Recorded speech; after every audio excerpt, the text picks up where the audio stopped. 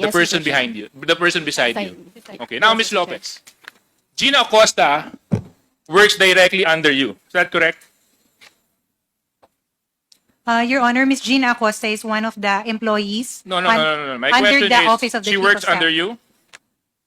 Under the Office of the Chief of Staff, Your Honor. Yes, so you have management, control, supervision over her? In certain cases, Your Honor, because she acts as the supervising. No, Miss Lopez, Attorney Lopez, it's something na I've been noticing about the way you've been answering. Oh, You've yes. been very selective and evasive. Just categorically just say, because I'm starting to believe na you're trying to paint an image of a chief of staff that's not actually the role of a chief of staff. I've worked with many chief of staff, and chief of staffs have full control, knowledge, and information about what happens internally and externally in every office. But parang dito sa lagay mo, hindi yata ganon. So anyway, my question is, Gina Acosta works under you o hindi? Yes. Okay. She answers to you, yes or no? Yes, Your Honor. So if she answers to you, she's the SDO. Therefore, you would know about her activities, her responsibilities, and duties as the Special Disbursement Officer. No, Your Honor. No. I was not the person who designated her, Your Honor. No. That's not my question, Attorney Lopez. My question is, she works under you. You confirmed. You manage her. Yes. Now, my question is, Attorney Lopez, Gina Acosta, you confirmed that she works under you. That is correct? She works with the Office of the Chief of Staff. Yes, and you are The Chief of Staff. there you go, right? Now, because she works under you, you supervise her activities, correct? Certain activities, Your Honor. Why is it that somebody will work under you and you can only supervise certain activities? Because she works with the Office of the Chief of Staff, Your Honor, as admin officer, not as disbursing officer. So I only have a direct hand in her work as an admin officer, which is personnel management. Kasi ang Supplies sinabi ni and Attorney procurement. Sanchez, pagdating sa confidential funds, Attorney Lopez, matanong na kita, may information ka tungkol dito, meron o wala? Wala po. Wala. Bakit sinabi ng katabi mo na pagdating sa confidential intelligence fund ng Office of the Vice President, tatlong tao lang ang may knowledge at information dito? Ikaw, Gina Acosta, at si Vice President Sara Duterte. Yan ang sinabi ng katabi mo. Here. So, please explain to me, why would the person beside you say that and you would deny that? Your Honor, I cannot answer. Are you for- gonna fire her too? I cannot answer for Director Sanchez, Your Honor. I know, can but only my answer for question myself. is to you, Attorney Lopez. She has that opinion. It's on record, under oath. 3 people have knowledge and information on the confidential funds. You, Gina, the person that works under you, and the Vice President. So why is it now that when I'm asking you, wala kang kinalaman? Your Honor, Mr. Chair, because that is the truth. I really have no personal knowledge as regards the matter of confidential funds. Okay. Kung talagang wala kang kinalaman, Attorney Lopez, sa utilization ng confidential funds, why is it that on April 19, 2024, where your signature is affixed to a document that was forwarded to COA, ikaw ang sumasagot sa Audit Observation Memorandum ng COA kung wala kang kinalaman sa confidential funds? Bakit ikaw ang sumasagot kung wala kang kinalaman? Your Honor, as I mentioned earlier, all external communications come from that Office of the I Chief know. of Staff. But Attorney Lopez, you're not making sense. You just mentioned that you have no knowledge and information about confidential funds, and yet, to the AOM of COA, ikaw ang sumagot. Your Honor, with all due respect, respectfully, even for other regular audits, ako po yung all external comms, I sign off on it. It's a And matter also, of course. Attorney Lopez, I'll bring you back to another document. August 21, 2024, muli na naman po kayong sumulat kay chairman ng COA. At dito, sa laman po ng sulat ninyo, ipinapakiusap ninyo na kung maaari, wag i-share ang audit observation ng COA sa Kongreso. Noong August 13, 2024, nag-issue ang House Committee ng Appropriations ng subpoena, Duces Tecum, sa COA kaugnay ng COA audit report tungkol sa pondo ng OVP at DepEd. Matapos ang ilang budget hearing kung saan tinalakay ang paggastos ng OVP at ng DepEd Secretary ng pondong ito na umaabot ng 125 million pesos sa loob lamang ng labing isang araw. Totoo po ba ito? Your Honor, I'm sorry, I did not catch the question. Respectfully, may you please repeat? I'm sorry. Attorney Lopez, nag-issue po kayo ng sulat sa COA ng August 21, 2024. Tama po ba mali? Yes, Your Honor. Ano po ang dahilan kung bakit po kayo sumulat sa COA?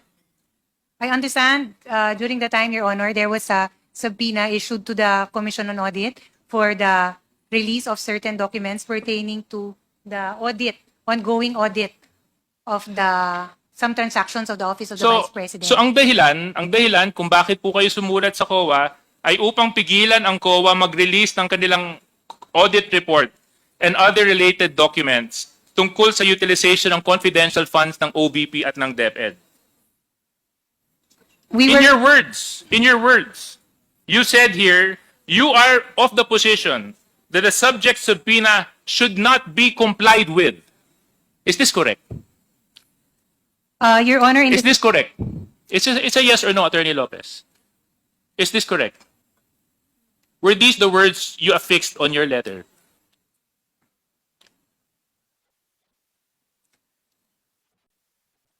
Your Honor, It's a yes or no, Attorney Lopez. Oo lang po at hindi.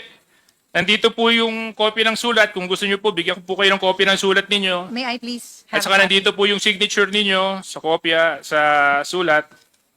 Your Honor, respectfully, may I request a copy of the said letter? So I can... Comsec, can you please give this to the person who has lost her memory? Can you just confirm this letter?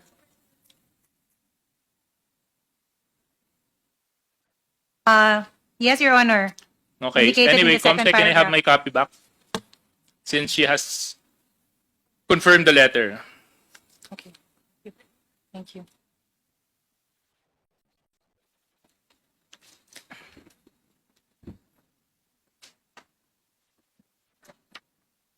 When you issued this letter, Attorney Lopez, did you act on your own volition? Yes or no? No, Your Honor. Hindi. Hindi kayo nag-iisa. So sino ang kasama ninyo nung ito po ay inyong ipinarating sa Commission on Audit na hindi dapat sila sumunod sa subpoena Duces Tecum ng Kongreso? Your Honor, this was a matter I consulted with Mr. Lemuel Ortonio. Kayong dalawa lang. Yes, Your Honor, for the matter of the requesting COA. So, ang sinasabi mo, walang alam si Vice President tungkol dito?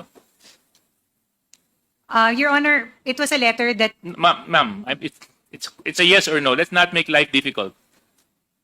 May kinalaman ba ang Vice Presidente sa sulat na ito? Oo, hindi. Opo, yes. So, she knew about the letter. Correct. Yes, Your Honor. Before you signed off to it and sent it to COA, correct? Yes. So, kayo po ba, Attorney Lopez? Kasi ang dating po sa amin nito ay una, hindi nun nirerespeto yung subpoena authority ng Kongreso. Pangalawa, parang sinusupil nyo yung karapatan ng mamamayan malaman kung paano ginagamit ang pondo ng mga ahensya na pinagkakatiwalaan ng mamamayan. Na pagdating sa oversight function ng mababang kapulungan at ng Senado, kung ito man ay kanilang gagamitin, ito ay hindi nyo kinikilala. Dahil sa sulat na ito, ipinapakiusap ninyo sa COA na wag sumunod sa subpoena na in-issue ng Kongreso para hindi ibigay ang COA report sa Kongreso. At sa aking pananaw, this is one way of, how do you explain it, Congressman Zia? You're good in explaining. Of covering the truth. Tinatakpan ng katotohanan. Kasi kung wala naman kayong tinatago, di ba? Kung wala naman kayong tinatago, ba't nyo pa kapapakiusapan yung isang ahensya na hindi i-share ang mga dokumento patungkol sa isang investigasyon na isinasagawa ng isa pang ahensya? Di ba? Ngayon, Attorney Lopez,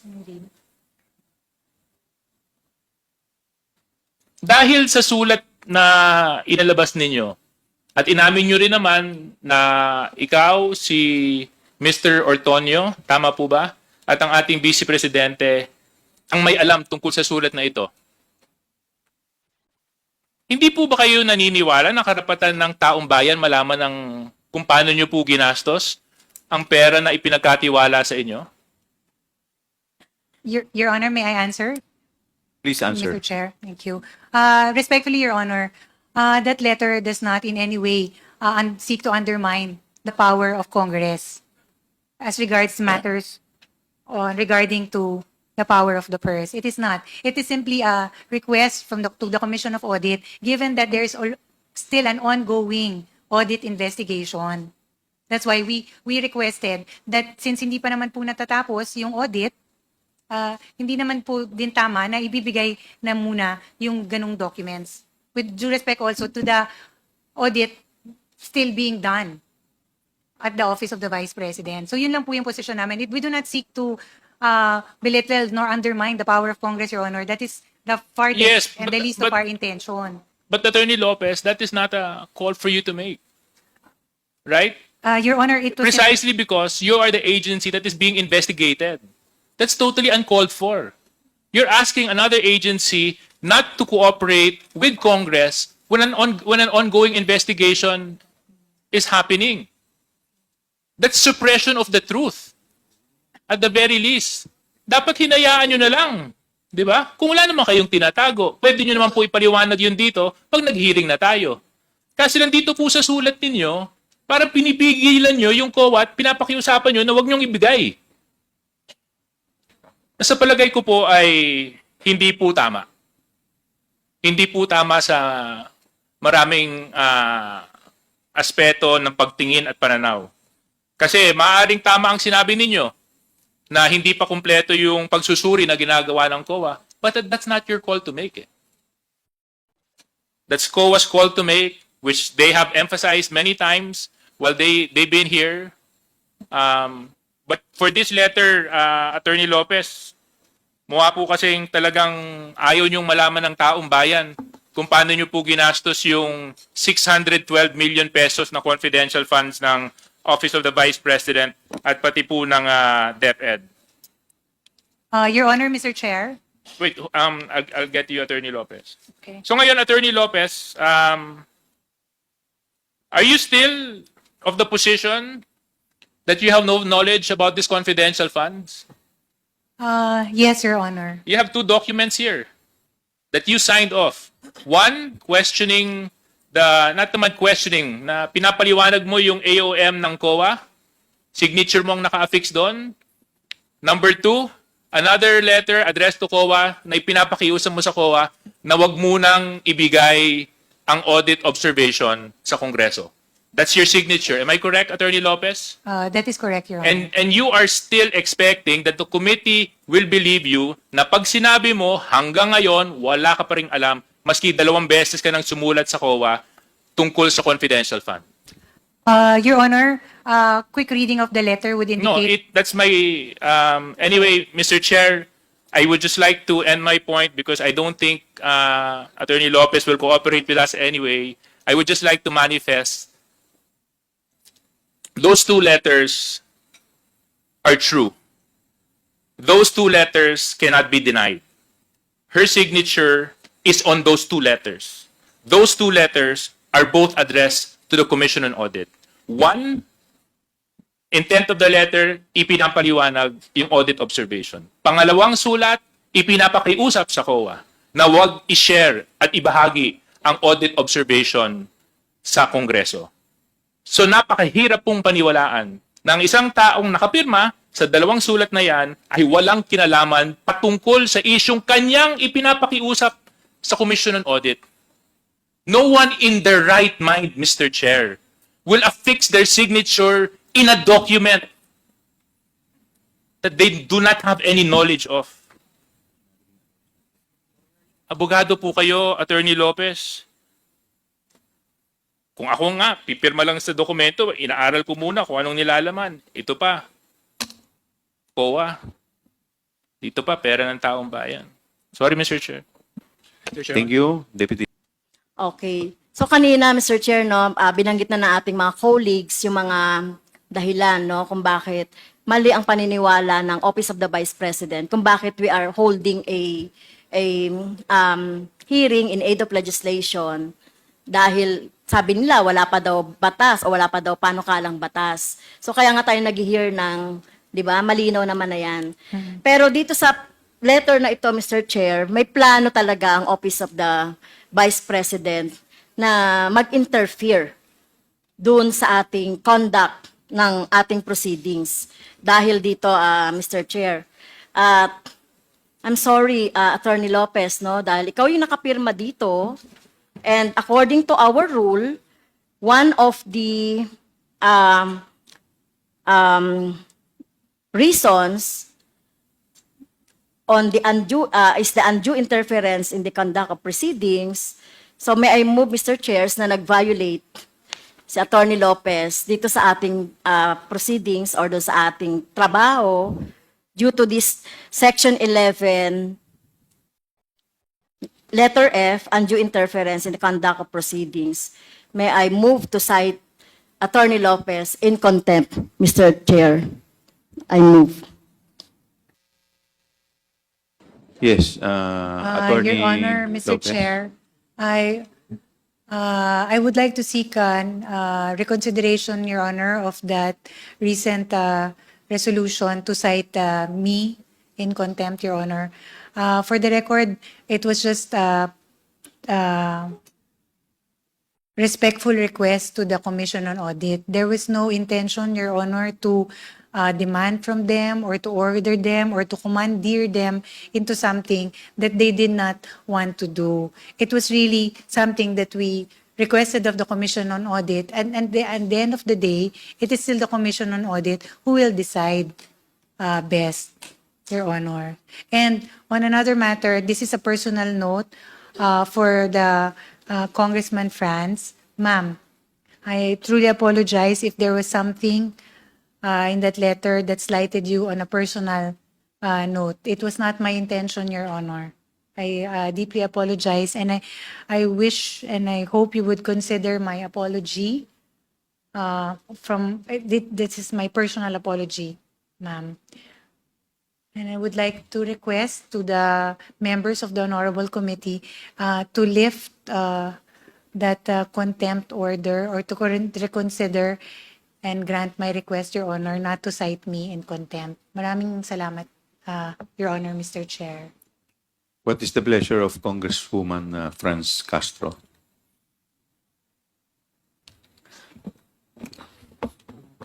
Well, Mr. Chair, on a personal, no, the apology is accepted. However, in the totality of the discussion from 10 o'clock up to now, nakita natin, Mr. Chair, no, very evasive, yung mga sagot ni Attorney Lopez. Tsaka nakita talaga natin na itong letter na to, hindi lang itong letter na to, Mr. Chair, yung totality talaga ng mga discussions pa kanina. Yun yung dahilan bakit natin siya gustong nag-move tayo na to cite in contempt. Kaya, Mr. Chair, I stand by my motion, Mr. Chair. Okay, since we have already cited Attorney Lopez in contempt, the question now is the period. So what is the pleasure of the body? May we know from Congresswoman Franz Castro? Since maximum naman, Mr. Chair, no, na penalty natin dito is 10 days, considering the health no nung ating resource person. Nakita naman natin siya kanina, no. And naging matyaga naman siya din sa pagsagot sa atin. So, we will have the next meeting on November 25, Mr. Chair. So, I move na until November 25. Which is on Monday. Yeah. Okay. Is there any second to the motion? Second. Duly seconded. Is there any objection? Hearing none, the motion is carried. May we request the Sergeant at Arms to arrange a room dito lang po sa vicinity ng House of Representative. Yes.